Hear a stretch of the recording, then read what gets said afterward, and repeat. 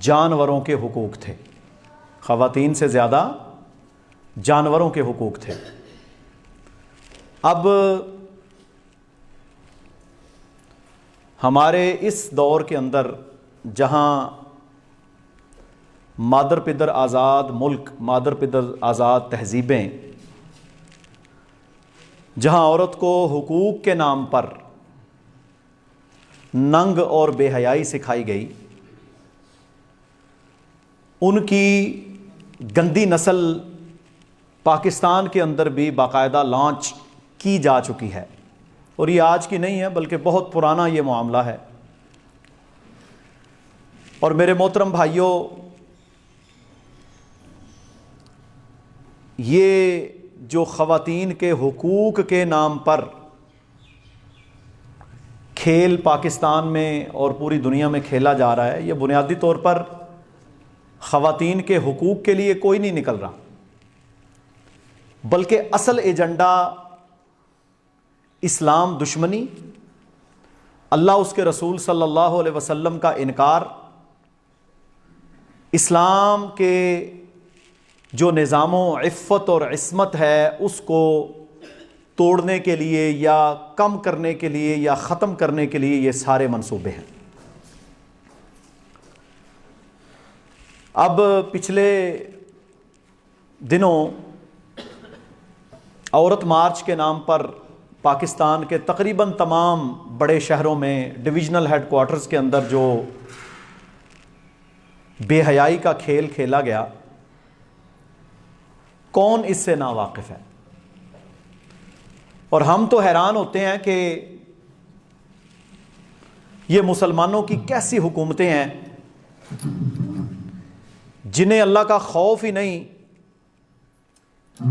کہ اس قسم کی بے حیائی یہ معاشروں کے اندر پھیلا رہے ہیں، اور اس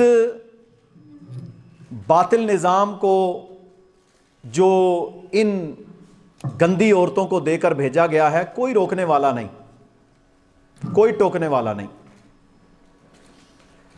اسلام میں اگر عورت کے حقوق کو ہم بغور پڑھیں تو میرے بھائیوں، مجھے تو عورت کے حقوق مرد سے بھی زیادہ نظر آتے ہیں، اور یہ کوئی اپولوجیٹک یا معذرت خواہانہ بات نہیں ہے، یہ ریالٹی ہے۔ دیکھیں، ایک اعتراض کیا جاتا ہے کہ عورت کو مرد سے آدھا حصہ ملتا ہے، للذکر مثل حظ الانثیین، عورت کو مرد سے اولاد کو یکسر مغرب کی ساری تہذیبوں کے اندر وراثت سے محروم رکھا جاتا ہے۔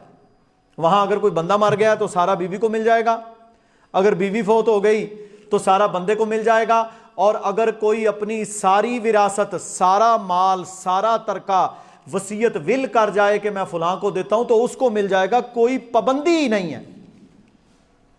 یہ بڑے بنے پھرتے ہیں ہیومن رائٹس کے ٹھیکیدار، جبکہ اسلام میں میرے بھائیوں اللہ تعالیٰ نے ہم سب کو اس بات کا پابند ٹھہرایا ہے کہ ہم وارث کے لیے وصیت کر ہی نہیں سکتے، وارث کے لیے وصیت کرنا حرام ہے، کیونکہ وارث کا جو حق ہے وہ تو آلریڈی قرآن میں ذکر ہو چکا۔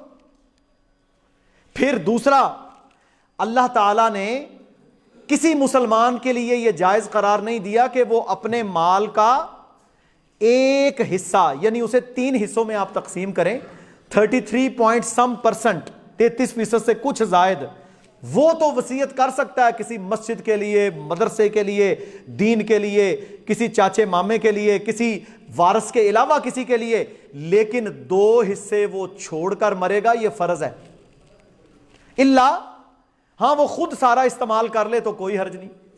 مثلا دیکھیں نا، ایک بندے کے پاس 1 کروڑ روپیہ ہے اور وہ اپنی زندگی میں سارا اپنے اوپر لگا دیتا ہے، اسے استعمال کر لیتا ہے، اس میں کوئی منع نہیں ہے، لیکن وصیت نہیں کر سکتا 1 حصے سے زیادہ۔ اللہ نے رائٹس بچا کے رکھے، کیوں؟ کہ اس کی بیٹی کو بھی ملنا ہے، اس کی بیوی کو بھی ملنا ہے۔ اسی طرح اللہ تعالیٰ نے بہن کو باقاعدہ، عورت کو باقاعدہ مرد سے آدھا حصہ دینا فرض قرار دیا، اور یہ جو حقوق کے علم بردار ہیں یہاں پر بیٹی کو کچھ بھی نہیں ملتا، پوچھتا ہی کوئی نہیں۔ تو بات یہ ہے کہ ہمارے ہاں لوگوں کے پاس علم نہیں ہے، میڈیا کو دیکھو مال لگتا ہے۔ یہ میڈیا جو ہے نا، پاکستانی میڈیا کے جو بڑے چینلز ہیں ان کو اربوں ڈالر باقاعدہ مال لگایا جاتا ہے، ان کا ایئر ٹائم خریدتے ہیں۔ اب دیکھیں نا، آپ نے ایک ایڈورٹائزمنٹ چلانی ہے تو آپ اس کے اندر جو دل چاہے چلائیں۔ کیا کیا کنجر خانہ ہمارے ملک میں برگر بیچنے کے نام پر، چاکلیٹ بیچنے کے نام پر، کھانے والی حلال چیزوں کے نام پر کیا کیا بے حیائی آپ کے میڈیا پر نہیں پھیلائی جا رہی۔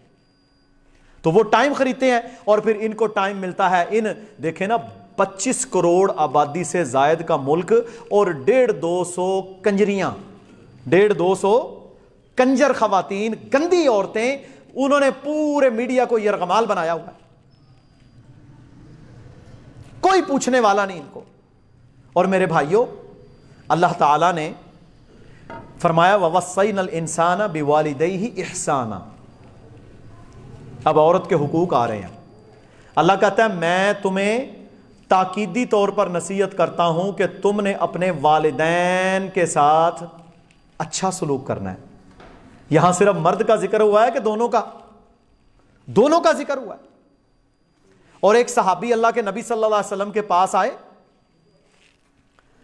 اور آ کر پوچھا جی میرے لیے اس دنیا میں سب سے زیادہ کس کا حق ہے؟ تو فرمایا تیری ماں کا۔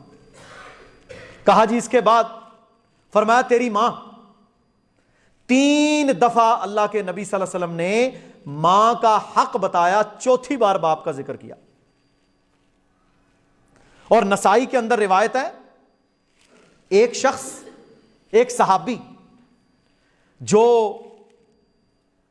جس کی ماں بوڑھی تھی اور بیمار تھی، اور وہ اکیلا ہی اس کی خبرگیری کرنے والا تھا، جہاد کے اندر اس کا نام لکھا گیا۔ ہم الحمدللہ جہاد کو اس منہج پر مانتے ہیں جو میرے نبی نے بتایا۔ کیا فرمایا؟ وہ صحابی آئے، اب کسی نے بتایا اللہ کے نبی صلی اللہ علیہ وسلم کو کہ اس کی ماں بوڑھی ہے، بیمار ہے، لیکن اس کا نام لکھا گیا۔ جذبہ بڑا تھا صحابہ میں۔ ہم لوگ تو میرے بھائیوں صرف باتیں کرتے ہیں نا، وہ جذبہ آگے اللہ کے نبی کے سامنے تلوار حمائل ہے، کہا یا رسول اللہ صلی اللہ علیہ وسلم میرا نام جہاد میں لکھا گیا ہے، میں اللہ اس کے رسول کے دین کو غالب کرنے کے لیے اور رب کی رضا کے لیے اللہ کی راہ میں جانا چاہتا ہوں، مجھے براہ کرم اجازت دے دی جائے۔ تو اللہ کے نبی صلی اللہ علیہ وسلم نے، یہ نسائی کے اندر 3104 نمبر حدیث ہے، اللہ کے نبی صلی اللہ علیہ وسلم نے کیا فرمایا؟ فرمایا تیری والدہ زندہ ہے؟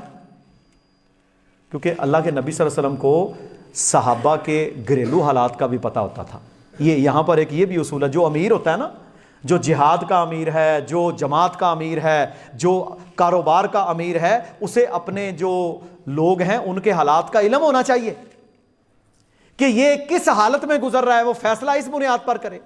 جو پرنسپل ہے، جو کسی جگہ کا سربراہ ہے، اسے علم ہونا چاہیے کہ میں کیا فیصلہ کروں۔ یہ کیا ہوا کہ جی بس ٹھیک ہے جی ریڑھتے چلے گئے، اس کے حالات، اس کی مجبوریاں، اس کے مسائل، اس کے معاملات سامنے رکھے۔ تو کیا ہے، اللہ کے نبی صلی اللہ علیہ وسلم کو حالات کا علم تھا، اسی لیے آپ نے پوچھا، حالانکہ آپ کو پتا تھا اس کی ماں ہے اور زندہ ہے اور بیمار ہے۔ تو رسول اللہ صلی اللہ علیہ وسلم نے پوچھا بتاؤ تمہاری ماں زندہ ہے؟ کہا جی زندہ ہے۔ فرمایا پھر جاؤ، جا کر اس کی خدمت کرو۔ ایک روایت کے اندر ہے جا کر اپنی ماں کے ساتھ جہاد کرو، یعنی ماں کے ساتھ جہاد کرنے کی کوشش ہے نا، اپنی ماں کی خدمت کر، یہی تیرا جہاد ہے۔ اور وہ صحابی جب آپ نے یہ بات کی نا، وہ پھر لائن میں لگ گیا۔ اب دیکھیں میرے بھائیو، یہ ہے جذبہ، پھر لائن میں لگ گیا جی اللہ کے نبی صلی اللہ علیہ وسلم میں اللہ کو راضی کرنے کے لیے جانا چاہتا ہوں۔ تو آپ نے فرمایا جا اپنی ماں کے پاؤں میں پڑے رہو۔ یہ نا ایک جملہ استعمال ہوتا تھا عربوں میں، اس سے مراد یہ نہیں ہے کہ پاؤں میں لیٹ جانا ہے، اپنی ماں کے پاؤں میں پڑے رہو، اس کی خدمت کرو، وہیں تیری جنت ہے۔ اب اس سے کیا سمجھ آئی ہے بات کہ ماں زندہ ہے، اولاد اکیلی ہے۔ ایک تو ہے نا کسی نے 6 پتر نے ہیں جی، اور ان میں سے ایک اگر خدمت کر رہا ہے تو باقی جائیں میدانوں میں، اور اگر کوئی خدمت کرنے والا نہیں ہے تو اللہ کے نبی نے جہاد جیسے فریضے سے بھی صحابی کو باقاعدہ اپنی ماں کی خدمت پر لگا دیا. بات سمجھ آئی ہے؟ اتنا بڑا مقام عورت کا بھائی اسلام دیتا ہے. تم کیا چاہتی ہو؟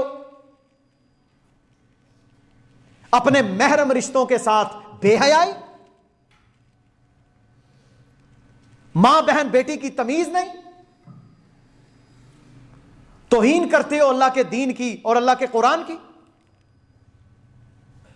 اور تف ہے واللہ ان حکومتوں پر جو ایسے بدبخت لوگوں کو اجازت دیتے ہیں سڑکوں پر نکلنے سے. جی تو یہ چاہتا ہے کہ ہماری جو عام خواتین ہیں نا گھریلو، وہ پردے والوں کی بات نہیں میں کر رہا، عام خواتین جو ہماری مائیاں، خالائیں، مامیاں، چاچیاں، جو عام بیچاری ہماری خواتین ہیں، ان کے ہاتھوں میں بیلنے ہوں اور ان کے سر پھوڑیں وہ بدبختوں کے، کہ تم کس گندگی کی طرف ہمیں لے کر جا رہی. اس قدر میرے بھائیوں ڈھٹائی اور ضد اور عناد ہے ان لوگوں پر. اور آپ اندازہ کریں کہ اللہ تعالیٰ نے بیویوں کے ساتھ، عورت کے ساتھ اس قدر نرمی کا حکم دیا. وَعَاشِرُوهُنَّ بِالْمَعْرُوفِ، یہ حکم ہے وَعَاشِرُوهُنَّ بِالْمَعْرُوفِ کہ تم اپنی بیویوں کے ساتھ اچھا سلوک کرو گے. یہ حکم ہے، برا سلوک نہیں کرو گے، زیادتی نہیں کرو گے. اور میرے بھائیوں وَلَهُنَّ مِثْلُ الَّذِي عَلَيْهِنَّ بِالْمَعْرُوفِ، فرمایا عورتوں کے لیے بھی ویسا ہی حق ہے جیسا مردوں کے لیے ہے. اب دیکھیں یہ قرآن ہے. وَلَهُنَّ مِثْلُ الَّذِي، مثل کس کو کہتے ہیں؟ برابر کو. وَلَهُنَّ مِثْلُ الَّذِي عَلَيْهِنَّ بِالْمَعْرُوفِ، جیسا حق مردوں کے لیے ہے ویسا ہی حق عورتوں کے لیے ہے. ہاں آگے کیا فرمایا؟ وَلِلرِّجَالِ عَلَيْهِنَّ دَرَجَةٌ، ہاں مردوں کو عورتوں پر ایک درجہ فضیلت ہے، کیونکہ اللہ نے کسی کو تو سربراہ بنانا ہے کہ کوئی نہیں. ایک درجہ فضیلت ہے لیکن حق دونوں کا برابر ہے. واللہ عزیز حکیم، اللہ کہتا ہے میں حکمت والا، میں زبردست ہوں، میں جانتا ہوں کہ کس کو کیا درجہ دینا ہے اور مرد کو کیوں درجہ دیا. وَلِلرِّجَالِ عَلَيْهِنَّ دَرَجَةٌ، کیوں درجہ دیا؟ کیونکہ الرِّجَالُ قَوَّامُونَ عَلَى النِّسَاءِ، مرد کی ذمہ داری ہے کہ وہ اس کا نان و نفقہ، اس کا مال، اس کا علاج، اس کا کھانا پینا، اس کو گھر بار، اس کو چھت، اس کو عزت فراہم کرنے کا ذمہ دار ہے، کفیل ہے اس کا. یہ سب سے مشکل کام ہے. اور عورت کو تو چھوٹا سا اللہ نے میرے بھائیوں حکم دیا.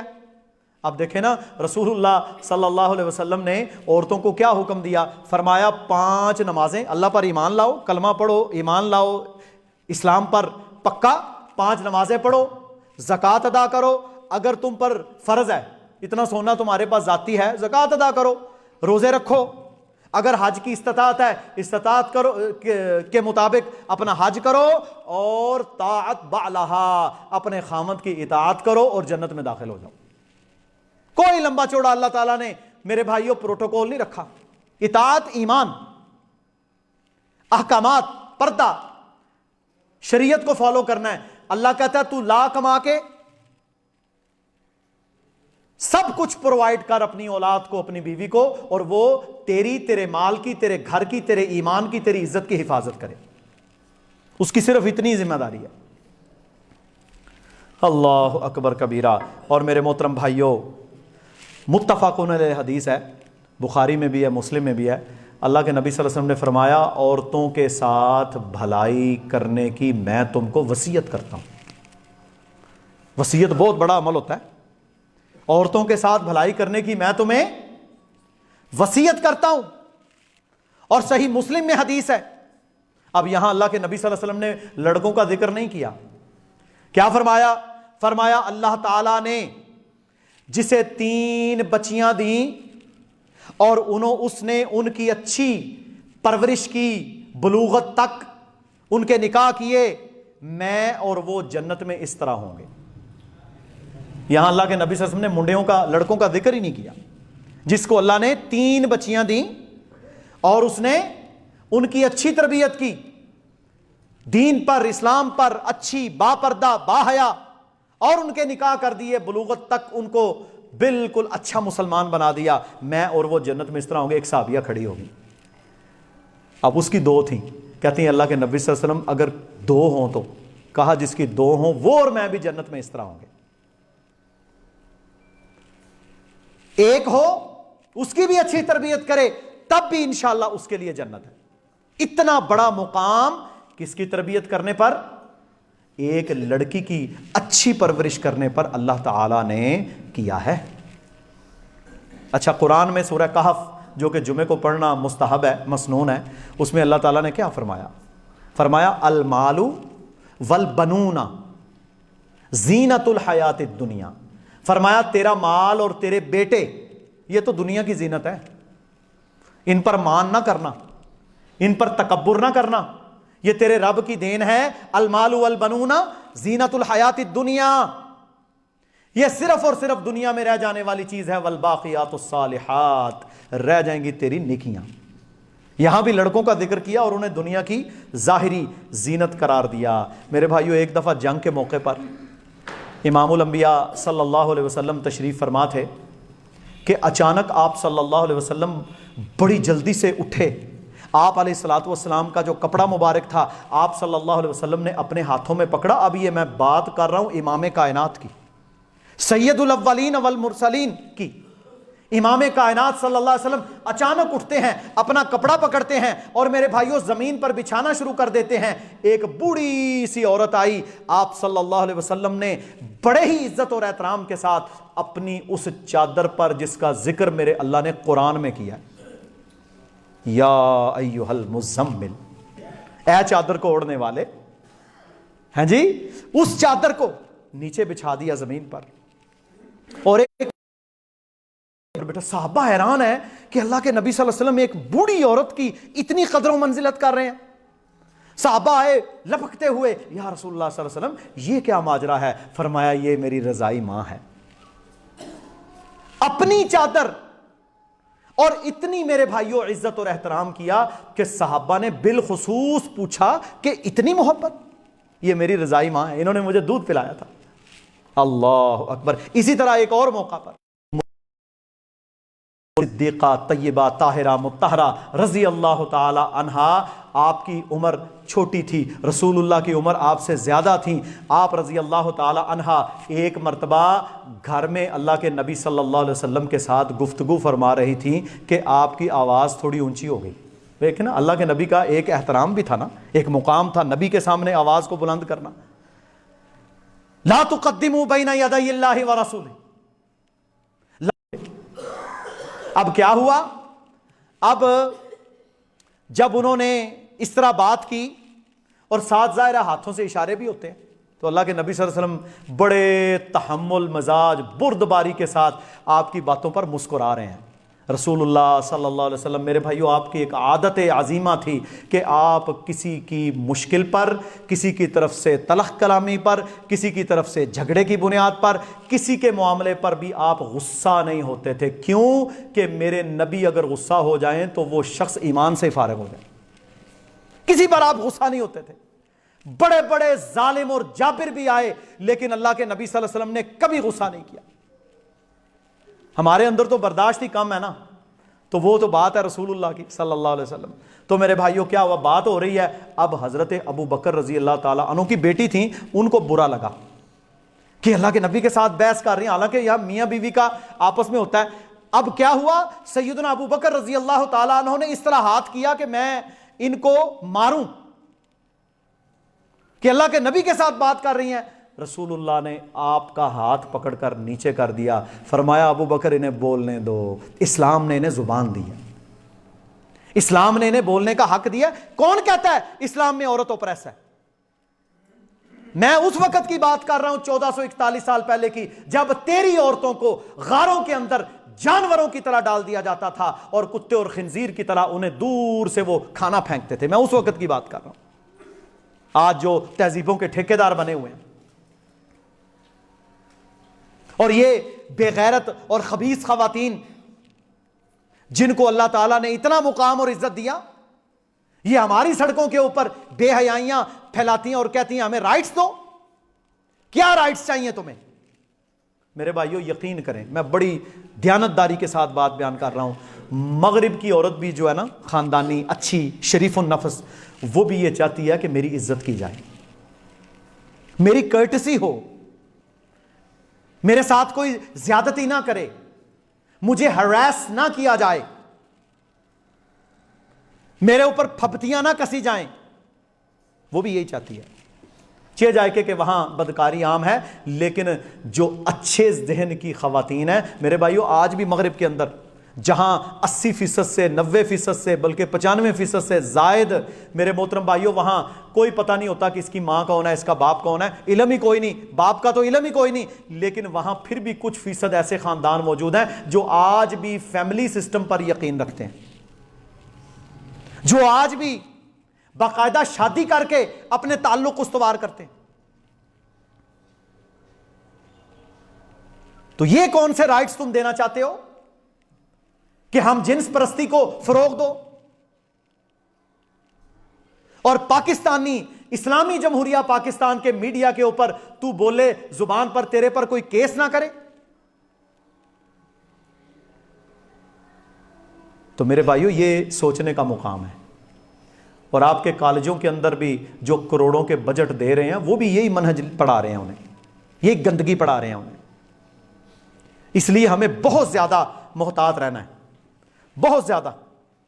اور میرے بھائیوں، اللہ کے نبی صلی اللہ علیہ وسلم بچوں اور بچیوں کے ساتھ بڑی محبت کرتے تھے، بڑی محبت کرتے تھے۔ اس محبت کا ایک پیش خیمہ کیا ہمارے ہاں کہتے ہیں، جو بچیاں نو مسجد وچ نہ لے آیا کرو جی، یہ ہو گیا جی، وہ ہو گیا جی، فلان ہو گیا۔ اچھا، اس وقت کے بچے بھی تو پیشاب پخانہ کرتے ہی تھے نا، اس وقت کے بچے بھی میرے بھائیوں ساری آج کل تو آپ کے پاس پروٹیکشن پیمپر پتہ نہیں کیا کیا موجود ہے، وہاں تو کچھ بھی نہیں تھا۔ اس کے باوجود رسول اللہ صلی اللہ علیہ وسلم، صحیح بخاری میں حدیث ہے، میں عورت کی بات کر رہا ہوں، چھوٹی بچی امامہ بنت زینب، امامہ بنت عاص، ان کے والد کا نام عاص تھا، آپ صلی اللہ علیہ وسلم کی نواسی، دوتری، آپ صلی اللہ علیہ وسلم، چھوٹی سی، ابھی وہ صرف کھڑا ہو سکتی تھی، 1.5 سال عمر ہوگی شاید۔ آپ صلی اللہ علیہ وسلم نماز ادا فرما رہے تھے اور اپنی نواسی امامہ کو اٹھایا ہوا تھا باقاعدہ، اس طرح نماز کے دوران، قیام کے دوران، جب رکوع میں جاتے، جب سجدے میں جاتے، اسے بالکل پاس اپنے بٹھا دیتے۔ جب دوبارہ، ظاہر ہے بچے روتے ہیں اکیلے میں، تو جب دوبارہ آپ صلی اللہ علیہ وسلم کھڑے ہوتے قیام میں تو آپ پھر اس بچی کو اٹھا لیتے تھے۔ یہ عمل ہے اللہ کے نبی صلی اللہ علیہ وسلم کا، بچیوں کے ساتھ اتنی محبت۔ ہماری امی سیدہ النساء سیدہ فاطمہ الزہرا رضی اللہ تعالی عنہا، رسول اللہ صلی اللہ علیہ وسلم کی چہیتی بیٹی، اور یہ وہ بیٹی تھیں، اور حضرت زینب رضی اللہ تعالی عنہا جو کچھ دیر تک زندہ رہیں، سیدہ ام کلثوم اور سیدہ رقیہ رضی اللہ تعالی عنہما، یہ آپ صلی اللہ علیہ وسلم کی زندگی کے مدینہ کے درمیانی عرصے میں ہی فوت ہو گئی تھی۔ تو حضرت فاطمہ رضی اللہ تعالی عنہا اور سیدہ زینب رضی اللہ تعالی عنہا، ان کے ساتھ اتنی محبت کہ آپ صلی اللہ علیہ وسلم اپنی بیٹیوں کے لیے جہاں خود تشریف فرما ہوتے وہ جگہ چھوڑ کر کہتے آؤ میرا بیٹا بیٹھو، حتیٰ کہ احادیث میں یہاں تک الفاظ آئے ہیں کہ میرے نبی صلی اللہ علیہ وسلم کی بیٹی اگر گھر تشریف لائی ہیں، آپ صلی اللہ علیہ وسلم اٹھ کر کھڑے ہو کر چل کر اپنی بیٹی کو اپنے ساتھ لگا کر ساتھ لا کر بٹھاتے۔ اتنی محبت اللہ کے نبی صلی اللہ علیہ وسلم نے اپنی بیٹیوں کے ساتھ کی ہے، اور اپنی ازواج کے ساتھ ایسا رویہ، ایسا انداز اور ایسا میرے بھائیوں محبت کا انداز ہوتا کہ میرے بھائیوں آج کے لوگ اگر یہ صحیح روایات پڑھ لیں پریشان ہو جائیں۔ امہات المومنین بیان فرماتی ہیں کہ اللہ کی قسم رسول اللہ علیہ الصلوۃ والسلام ہمارے گھروں میں دن کے وقت جب فراغت کا وقت ہوتا تشریف لاتے اور ہمارے گھر کے کاموں میں ہمارا ہاتھ بٹاتے تھے۔ ہمارے گھر کے کاموں میں کیا کرتے تھے؟ ہمارا ہاتھ بٹاتے تھے، ہماری مدد کرتے تھے۔ امور خانہ داری کے اندر اللہ کے نبی صلی اللہ علیہ وسلم کا مدد اور تعاون کرنا سنت ہے۔ تو اگر آپ کوئی گھر میں چھوٹی موٹی ہیلپ اپنی بیوی کی کر دیں تو اس سے کوئی پہاڑ نہیں گر جائے گا. ہیں جی دیکھیں نا, بچہ چھوٹا ہے, چھوٹا بچہ رونا شروع ہو گیا, اس نے دودھ پینا ہے یا اس نے پیشاب پخانہ کرنا ہے, اب روٹی توے کے اوپر پڑی ہوئی ہے تو مرد کے ہاتھوں سے کوئی مہندی اتر جاتی ہے کہ اگر وہ اسے نیچے اتار دے؟ کوئی ہے حرج؟ دیکھیں ہوٹل ریسٹورنٹ کے اندر مرد سارا دن روٹیاں لگاتا ہے, تندور کے اوپر سارا دن روٹیاں لگاتا ہے, شیف کوکنگ کرتا ہے, وہ کہتا ہے جی کیا بات ہے میرا شعبہ ہے, لیکن گھر میں وہ کرنے کو تیار نہیں.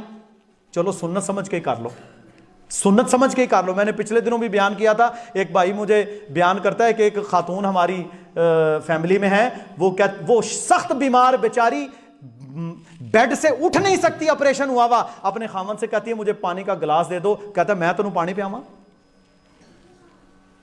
یار کمال ہے. پھر میں نے وہ حدیث بھی بیان کی تھی کہ اللہ کے نبی صلی اللہ علیہ وسلم نے فرمایا جس نے اپنی بیوی کو پانی پلایا اللہ اسے بھی اجر دے گا. اسپیسیفک لفظ ہے بھائی. عورت کے بڑے رائٹس اللہ تعالیٰ نے دیے ہیں.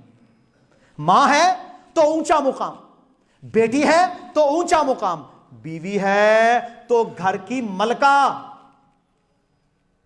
گھر کی ملکہ. ہم اپنی عورتوں کو بازاروں منڈیوں میں ایئر ہوسٹس, بس ہوسٹس, اسکولوں کالجوں کے اندر, سڑکوں کے اوپر نچانے والے نہیں, ہم انہیں گھروں کے اندر ملکہ بنا کے رکھنے والے ہیں تاکہ یہاں سے محمد ابن قاسم اور خالد ابن الولید کی اولادیں جنم لیں, ان کے منہج پر لوگ آئیں. یہ کیا ہوا کہ تم مغرب سے بھی 2 ہاتھ آگے نکل رہے ہو؟ تو میرے بھائیوں, بیویوں کے ساتھ اللہ کے نبی صلی اللہ علیہ وسلم کا رویہ بھی بڑا ہی شاندار تھا, بڑا ہی شاندار. حتیٰ کہ آج تک اللہ کے نبی صلی اللہ علیہ وسلم نے اپنی کسی زوجہ پر ہاتھ نہیں اٹھایا. آج تک اللہ کے نبی صلی اللہ علیہ وسلم نے اپنی کسی زوجہ کے ساتھ جھگڑا نہیں کیا. ایک دفعہ جب آپ صلی اللہ علیہ وسلم کچھ ناراض ہوئے اور آپ صلی اللہ علیہ وسلم ناراض ہو کر بالا خانے میں جو اوپر والی منزل تھی اس میں چلے گئے, یہ ایک لمبا واقعہ پھر کبھی سنائیں گے. اس وقت بھی آپ نے جھگڑا نہیں کیا. وہ تو پھر اللہ کا حکم آیا کہ اے نبی کی بیویوں, اگر تم صبر کر کے نبی کا ساتھ دو گی تمہارے لیے 2 اجر ہے, اور اگر اے نبی انہوں نے نہیں رہنا تو انہیں جو معروف ہے اس کے مطابق دے کر فارغ کر دیں. تو وہاں پھر معاملہ سلجھ گیا ہو. تو بات کرنے کا مقصد ہے وہاں بھی رسول اللہ صلی اللہ علیہ وسلم نے میرے بھائیوں غصہ اور اپنی بیویوں کے ساتھ جھگڑا نہیں کیا. یہ جتنے ظلم کے معاملات چلتے ہیں یہ سارے کے سارے ان عورتوں کے جو رول ماڈل ہیں ان کی طرف سے چلتے ہیں. عورت گھر کے اندر عزت کے اندر کھانا پکا کے, بچوں کی حفاظت کر کے, اپنی حفاظت کر کے, اپنے خامند کے مال اسباب گھر جو اس کا گھر ہے اس کی حفاظت کرے تو کہتے ہیں یہ ظالم ہے, اس نے باپ کے لیے کھانا بنایا, اس نے بیٹے کے لیے کھانا بنایا, اس نے خامند کے لیے کھانا بنایا, اس نے بھائی کی خدمت کی, اور سارا دن ایئر ہوسٹس اور بس ہوسٹس اور سیکٹری بن کے ہر کتے بلے کے ساتھ مسکرا مسکرا کر ملے, اسے کھانے پیش کرے, اس کے سامنے لہک لہک کر چلے, کیونکہ یہ پروفیشنلزم ہے. یہ کہتے ہیں آزادی ہے. یہ خاک آزادی ہے, یہ خاک آزادی ہے, یہ تو ظلم ہے اس پر. اب کیا ہے, جو عورت سارا دن نوکری کر کے آئے گی, میرے بھائیوں کیا خیال ہے, گھر میں آ کر بچہ اسی نے سنبھالنا ہے نا, اور تو کسی نے نہیں سنبھالنا. نوکری بھی کرے گی, گھر کے کام بھی کرے گی. ایک صرف اپنے گھر کو سنبھالے گی, سارا نان و نفقہ اس کا خامد لے کر آئے گا. رائٹس پھر کس کے زیادہ ہوئے؟ اب جو سیکٹری بنی ہوئی ہے بینک کے اندر دیگر شعبے, جو سارا دن میرے بھائیوں رنگ رنگ کے لوگوں کے منہ لگتی ہے, میرے محترم بھائیوں شام تک اس کی کیا حالت ہوتی ہوگی؟ پھر اس کے مخصوص ایام ہیں, پھر اس کے بیماری کے دن ہیں, ان دنوں میں بھی اس نے جانا ہے. اللہ تعالیٰ نے جس مقصد کے لیے جس چیز کو پیدا کیا ہے اسے اسی مقصد کے لیے استعمال کرو. رائٹس کے نام پر اس پر ظلم نہ کرو. اس کے جو رائٹس تھے جو اسلام نے دیے ہیں, کوئی آئے دنیا کی تہذیب میرے بھائیوں وہ بتائے کہ عورت کو وہ اسلام سے زیادہ حق دیتا ہے.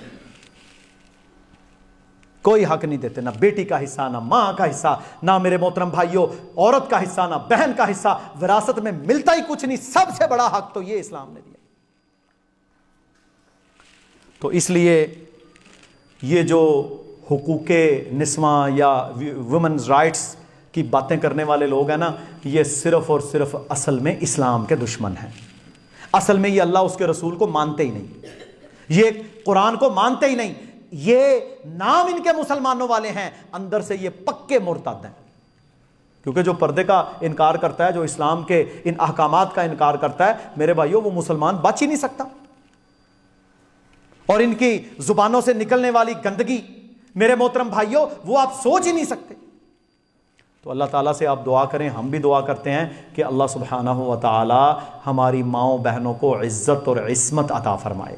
اللہ تعالیٰ ہمارے گھروں میں جو اسلام کا نظام ہے، عفت و عصمت ہے، فیملی سسٹم ہے، اسے ہمیں قائم اور زندہ رکھنے کی توفیق عطا فرمائے۔ ہم پردے میں رہیں، ہم محرم غیر محرم کا فرق کرنے والے بنیں، عزت اور احترام کے رشتے قائم رہیں، یہ ہمیں چاہیے۔ ہمیں اس طرح کی مادر پدر آزاد جانوروں سے بھی گندی سوسائٹی نہیں چاہیے، نہیں چاہیے، نہیں چاہیے۔ وآخر دعوانا ان الحمدللہ رب العالمین۔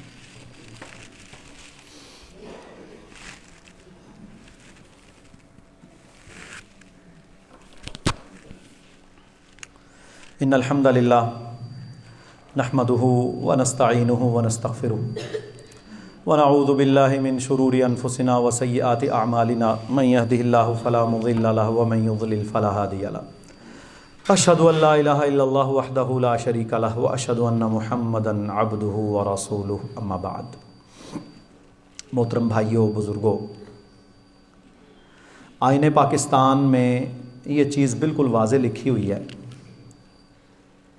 کہ پاکستان میں قرآن و سنت کی بالادستی ہوگی اور قرآن و سنت کے خلاف کوئی نظام اور قانون جو ہوگا اسے بدلا جائے گا۔ میرا سب سے پہلا سوال حکومتوں سے یہ ہے کہ اس قسم کے گندے جملے اپنی زبانوں سے نکالنے والی عورتوں کو اجازت کس قانون کے تحت دی گئی؟ جس بنیاد کے اوپر یہ ملک بنا ہے، اگر کوئی اس بنیاد کے خلاف، اس نظریے کے خلاف جلوس نکالنا چاہے تو کیا اس پر غداری کا مقدمہ نہیں چلنا چاہیے؟ کہتی ہیں ہم چھین کے لے گی آزادی، باپ سے آزادی، خامن سے آزادی، بھائی سے آزادی، بیٹے سے آزادی۔ اللہ بھی سن لے یہ جملے، اس کا رسول بھی سن لے، نعوذ باللہ۔ آپ دیکھیں ان بدبختوں کی توہین، اور پھر جو پلے کارڈ انہوں نے اٹھا رکھے تھے ان کے اوپر جو جملے درج ہیں، یہ باقاعدہ نپے تلے سازش کے تحت جملے لکھے گئے، اور اس میں توہین رسالت، قرآن کی واضح توہین، ہم جنس پرستی کو حلال قرار دینا اور ہم جنس پرستی سے روکنے کو برا بھلا کہنا، یہ قرآن کی، اسلام کی واضح توہین ہے۔ قوم لوط کے ذکر میں نے کیا تھا پچھلے خطبے میں، مکمل اللہ تعالیٰ نے جو ذکر کیا ہے میرے بھائیوں، کتنا بڑا عذاب اس قوم پر آیا، لیکن یہ ظالم کہتے ہیں کہ وہ عمل درست ہے۔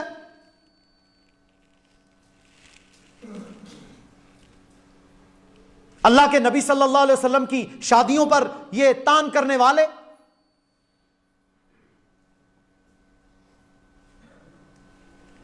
جتنا ظلم اور جبر، جتنی زیادتی، جتنی محرم رشتوں کو کی عزتوں کو پامال ان کے چہیتے ملکوں میں کیا جاتا ہے، آپ سوچ ہی نہیں سکتے۔ میں اب کیا بیان کروں، جتنا ظلم وہاں ہے۔ اور یہاں بھی جو ایسا ظلم کرتا ہے، اللہ کے نبی صلی اللہ علیہ وآلہ وسلم نے اس کے لیے باقاعدہ محرم رشتوں کے ساتھ بدکاری کرنے والوں کے لیے اسلام نے واضح ہدایات دی ہیں۔ آپ نے جھنڈا عطا فرمایا اس کا سر تن سے جدا کرو۔ کوئی حیا ہی نہیں نے۔ اور آئین پاکستان کے تحت ہماری حکومتوں کو یہ چاہیے کہ ان بدبختوں کے اوپر کیس بنائیں اور ایسے لوگوں کو قطعاً 25 کروڑ کی آواز اور 100-200 زنانیوں کو ان کے اوپر مسلط نہ کرو، سارا میڈیا تم ان کو دے دیتے ہو۔ اتنا تو ٹائم یہ ظالم کبھی حج کے لیے نہیں دیتے۔ اور ان عورتوں کو کشمیر کی عورت پر ظلم نظر نہیں آتا، فلسطین کی عورت پر ظلم نظر نہیں آتا، میانمار کی عورت پر ظلم نظر نہیں آتا۔ ان عورتوں کو صرف ظلم نظر آتا ہے جو اپنے گھر میں عزت کے ساتھ بیٹھی ہے، یہ ظالم کہتی ہیں وہ سڑک پہ نکلے۔ اسلام میں جو بیٹھنے کا طریقہ ہے اس کے بھی خلاف، لباس جو ماڈریٹ ہوتا ہے اس کے بھی خلاف، حیا کے بھی خلاف، نظر کی حفاظت کے بھی خلاف، نماز کی دشمن، پردے کی دشمن، پورے دین کی دشمن، پورے دین کی دشمن۔ آپ دیکھیں نا، اسلام آباد، کراچی، لاہور، پشاور، کوئٹہ کی سڑکوں پر کچھ 100-200 بندہ داڑھی، پگڑیاں، ٹوپیاں پہن کر یہ اعلان کرے کہ جی پاکستان میں سود ختم کرو، نماز کا نظام قائم کرو، امر بالمعروف نہی عن المنکر کے نظاموں کو قائم کرو، اللہ کا دین قائم کرو، نماز پر حکم جاری کرو۔ دیکھیں یہ سارے حکم اللہ کے ہی ہیں نا۔ چور کا ہاتھ کاٹو، زانی کو سنسار کرو، غیر شادی شدہ زانی کو 100 کوڑے لگاؤ۔ یہ میرا حکم ہے؟ یہ تو اللہ کا حکم ہے، یہ تو قرآن میں لکھا ہوا ہے، واضح احادیث موجود ہیں، سارا پتہ ہے ان کو۔ اچھا اگر یہ کوئی مسلمان بات کرے سڑک پر کھڑے ہو کر تو کیا میڈیا کہے گا؟ یہ ایکسٹریمسٹ اپنی سوچ معاشرے پر مسلط کرنا چاہتے ہیں، یہی کہتے ہیں نا، یہ ایکسٹریمسٹ اپنی ایکسٹریم سوچ، یعنی چور کا ہاتھ کاٹنا ایکسٹریمزم ہے، نماز کا نظام قائم کرنا یہ انتہا پسندی ہے، پردہ انتہا پسندی ہے ان کے۔ وہاں میڈیا کو تکلیف ہو جاتی ہے، وہاں ان میرے بھائیوں حکومتوں میں بیٹھے ہوئے کار پردازان کو تکلیف ہو جاتی ہے، اور یہ بدبخت عورتیں اسلام کی سرے عام توہین کریں، وہاں پوچھنے والا ہی کوئی نہیں، ان کو ٹائم دیتے ہیں باقاعدہ۔ وہاں کہتے ہیں جی یہ اپنی رائے نہیں ہے، یہ تو اللہ کا حکم ہے، حد ہے اللہ کی۔ بڑی گہری سازشیں ہیں اور بڑے میرے بھائیوں خطرناک انداز سے یہ بے غیرتی باقاعدہ سرایت کی جا رہی ہے ہماری سوسائٹی کے اندر، اور اس پر کالجوں، یونیورسٹیوں، اسکولوں کے اندر تو دھڑا دھڑ کام جاری ہے۔ سالانہ پروگراموں کے نام پر اور فنکشنز اور کانووکیشنز کے نام پر اور فیسٹیولز کے نام پر اور کارنیولز کے نام پر وہی یہودیوں اور ہندوؤں کے طریقے۔ اب دیکھیں نا، کہتے ہیں جی پردہ یہ عورت کو جناب یہ کر دیتا ہے، اوپریس کر دیتا ہے، وغیرہ وغیرہ وغیرہ۔ وہ سائنٹیفکلی بھی جو پردہ کرنے والی ہے اس کی صحت غیر پردہ کرنے، نہ پردہ کرنے والی سے زیادہ اچھی ہوتی ہے، یہ سائنس بھی مانتی ہے۔ جاؤ جا کر پڑھو نظام کو، جاؤ جا کر بڑے بڑے میرے بھائیوں سائنٹسٹ کی کتابوں کو پڑھو، آپ کو پتا چلے کہ سائنس بھی یہ کہتی ہے کہ جو عورت پردے میں ہوگی اس کی سکن، اس کا جسم وہ اس سے زیادہ تندرست ہوگا جو سرے عام گھومتی رہتی ہے، کیونکہ وہ گرد و غبار سے، بیکٹیریا سے، اس قسم کی غلاظتوں سے، پارٹیکل سے محفوظ رہے گی، اور اللہ تعالیٰ اس کو پروٹیکٹ کر کے رکھے گا۔ لیکن یہ کیونکہ کسی اور ایجنڈے پر ہیں، کفر کے ایجنڈے پر ہیں، اس لیے انہیں یہ چیزیں نظر نہیں آتی۔ اچھا آپ دیکھیں، یہ پردے کے دشمن فرانس ہے نا، فرانس یہ سب سے پہلا شیطان ملک ہے جنہوں نے سب سے پہلے نقاب کرنے پر 100 یا 150 یورو کا جرمانہ کیا تھا، بعد میں شاید اسے 200 یورو کر دیا گیا۔ جو نقاب کرے گی عورت اس کو کتنا جرمانہ ہوگا؟ 200 یورو۔ اچھا پھر کیا ہوا؟ پھر اللہ نے ایک چھوٹا سا وائرس بھیجا جس کو ہم آج تک مائکروسکوپ کے بغیر، خوردبین کے بغیر دیکھ ہی نہیں سکتے، بھیجا اللہ نے۔ ساری دنیا کی سپر پاوریں ناکام ہوئیں، آج تک ختم ہوا ہے کہ نہیں؟ پاکستان میں بھی کہتے ہیں 29ویں ویو آ گئی جی،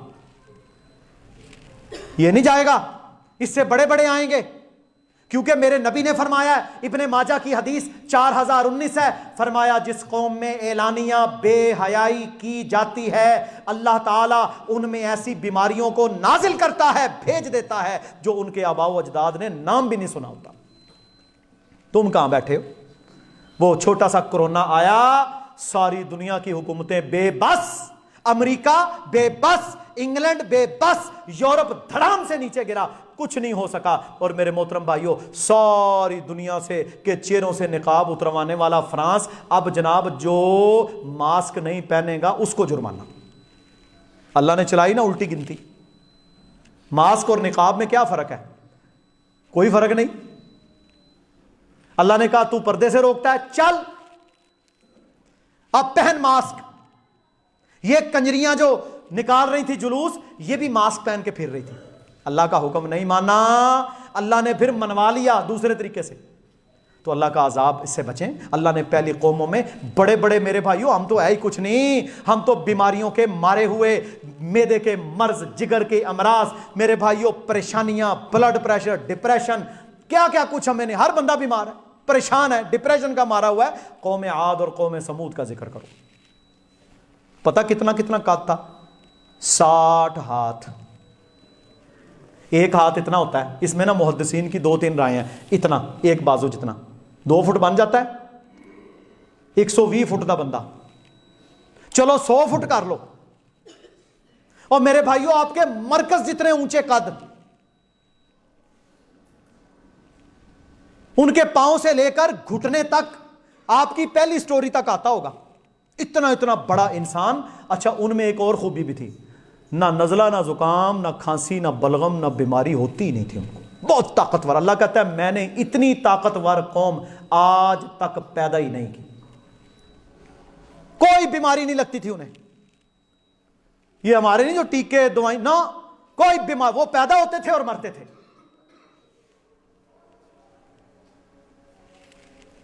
اور اللہ تعالیٰ نے پھر کیا کیا؟ اللہ نے چنگھاڑ کی آواز سے، اللہ نے ہوائیں بھیج کر، کذبت ثمود وعاد بالقاریہ واما ثمود فاہلکوا بالطاغیہ۔ اللہ تعالیٰ نے پھر چنگھاڑ کی آواز سے، اللہ نے ہوائیں ایسی بھیجی، یہ نا غاروں میں گھر ابھی بھی ہیں، وہ کچھ گھر ابھی بھی وہ غاروں میں، کیونکہ غار میرے بھائیوں پہاڑوں کو کھود کر اندر 2 کنال اندر جا کر انہوں نے کمرے، مکانات تعمیر کیے، بڑے بڑے دروازے ہیں ان کے، ابھی بھی وہ میرے بھائیوں جگہ موجود ہیں۔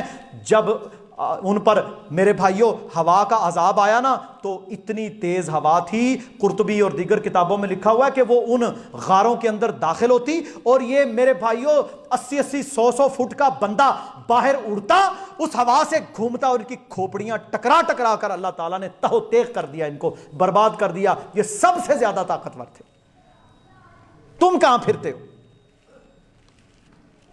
انہیں صرف اسلام کا نظام کھٹکتا ہے۔ یہ قرآن کے دشمن ہے، یہ رسول اللہ کے دشمن ہے، یہ اسلام کے نظام عفت و عصمت کے دشمن ہے، یہ کفر کے ہرکارے ہیں جو ہمارے ملکوں میں ڈالر دے کر باقاعدہ چھوڑے گئے ہیں۔ اللہ تعالیٰ انشاءاللہ ان کو ذلیل و رسوا کرے گا، پر ہمارا بھی کوئی حق ہے کہ نہیں؟ 25 کروڑ عوام کے اوپر یہ 200 کنجریاں مسلط کرتے ہو تم، اور ہماری ماؤں بہنوں کو اور اولادوں کو نافرمانی کی طرف لگانے کی کوششیں کرتے ہو۔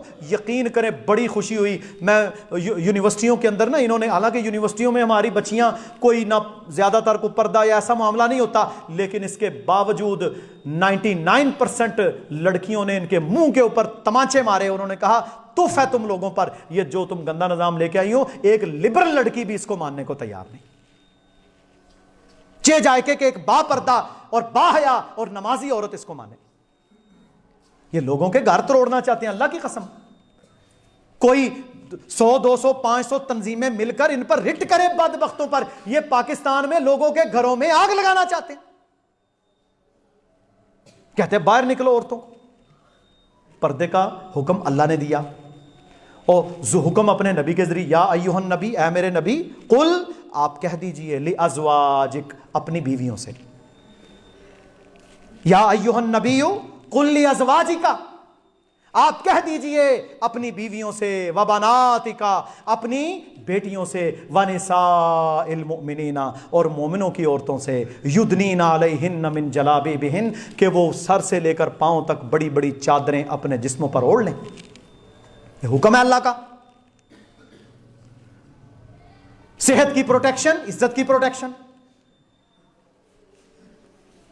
قرآن کے خلاف تم جلوس نکالتے ہو اسلامی جمہوریہ پاکستان میں، اور وہاں پر پتہ کیا کر رہے تھے؟ فرانس کے جھنڈے لہرائے جا رہے ہیں. اب پتہ چلا فنڈ کتھوں آ رہا ہے. فرانس کے جھنڈے لہرائے جا رہے ہیں، وہ فرانس جو ڈھٹائی کے ساتھ میرے نبی صلی اللہ علیہ وآلہ وسلم کی توہین کرتا ہے،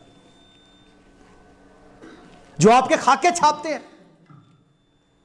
جو ان کے جھنڈے لہرانے والی عورت ہوگی میرے بھائی، اس کا کیا حشر ہونا چاہیے. ان پر باقاعدہ توہین رسالت کے مقدمے ہونے چاہیے. پھر انہوں نے ایک پوسٹر اٹھایا ہوا تھا، وہ 50 سال کا تھا، میں 9 سال کی تھی، اور وہ مسجد میں آج تک اذان دے رہا ہے. تف ہے ایسے بدبختوں پر.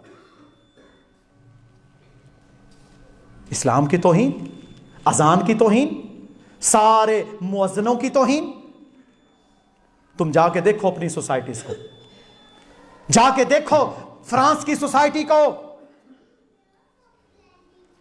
جہاں پر بیٹیاں باپوں سے کتنے کتنے بچے پیدا کر رہی ہیں، اور یہ ایک نہیں ہزاروں کیس ہیں. یہ ہم پر کیا مسلط کرنا چاہتے ہیں؟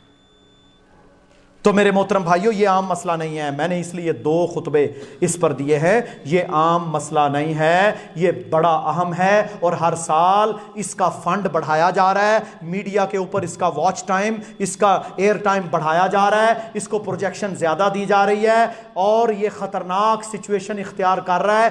چلو میرے بھائیوں، کسی 100 گھروں میں سے بھی اگر کوئی ایک لڑکی اس گندگی کی نکل جاتی ہے، کیا منہ دکھانے کے قابل رہے گا وہ والد؟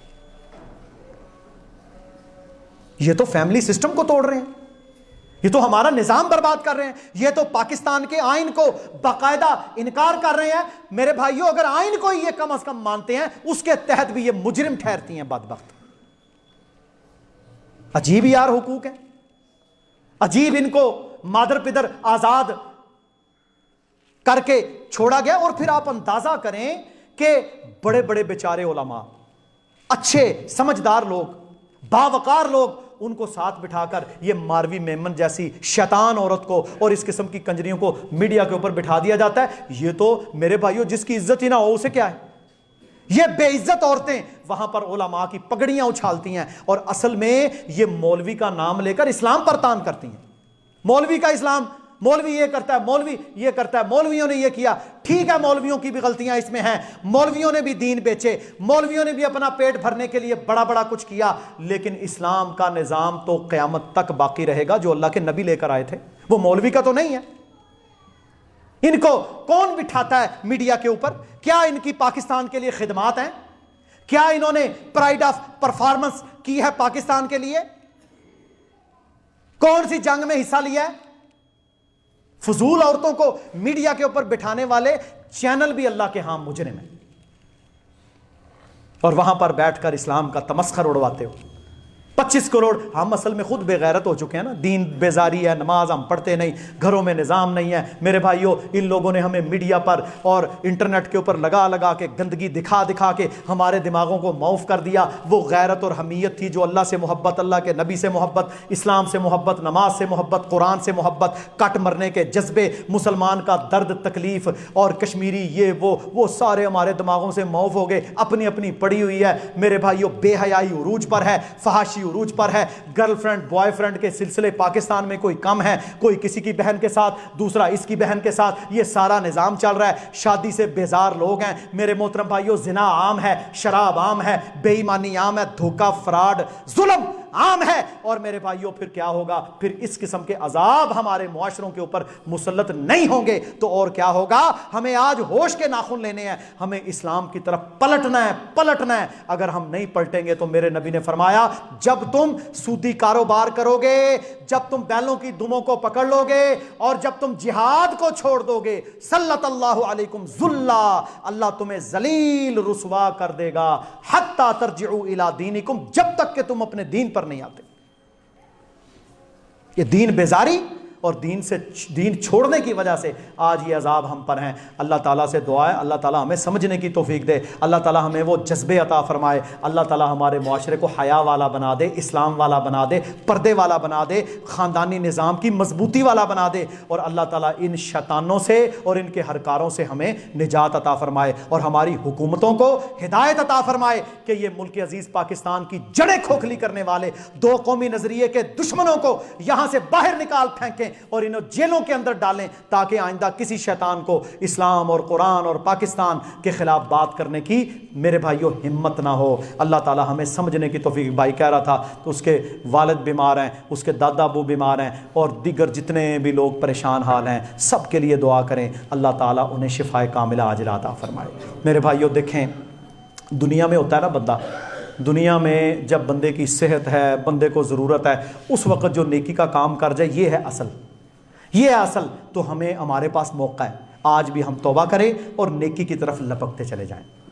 تو اللہ تعالیٰ سے دعا ہے اللہ تعالیٰ سب پریشان حالوں کی پریشانی دور فرمائے، اللہ تعالیٰ مجبوروں کو آسانیوں والا بنا دے، اللہ تعالیٰ جو مقہور ہیں یا اللہ ان کے لیے آسانیاں فرما، جن کی اولادیں نافرمان ہیں انہیں فرما بردار بنا دے، جو مقروض ہیں یا اللہ ان کو قرضوں سے نکال دے، جو دین سے دور ہیں یا اللہ انہیں دین پر لگا دے، یا اللہ ہمارے گھروں کی، ہمارے ملک کی حفاظت فرما، یا اللہ ان شیطان عورتوں سے اور اس شیطانی ایجنڈے سے ہمارے ملک کو محفوظ فرما، یا اللہ ہمارا جو خاندانی نظام تیرے دین پر چلنے والا، اپنے بڑے کی عزت چھوٹے سے محبتیں کرنے والا، یا اللہ اسے قائم دائم رکھ، یا اللہ ہمیں اپنے دین کے ساتھ محبت کی توفیق عطا فرما، ہمیں اپنے گھروں میں پردہ، اسلام، نماز کا نظام قائم کرنے کی توفیق عطا فرما، یا اللہ ہماری اولادوں کو ہدایت پر رکھ، یا اللہ ہمیں خیر پر رکھ، یا اللہ ہمیں ہر قسم کے شر سے محفوظ فرما، یا اللہ وہ لوگ جو تیری راہ میں لڑ رہے ہیں ان کی مدد فرما، یا اللہ پاک فوج کے جوان جو آج بھی سرحدوں پر کھڑے ہیں ان کی حفاظت فرما، یا اللہ ملک عزیز پاکستان کی حفاظت فرما۔ سبحان ربک رب العزت عما یصفون وسلام علی المرسلین والحمد للہ رب العالمین۔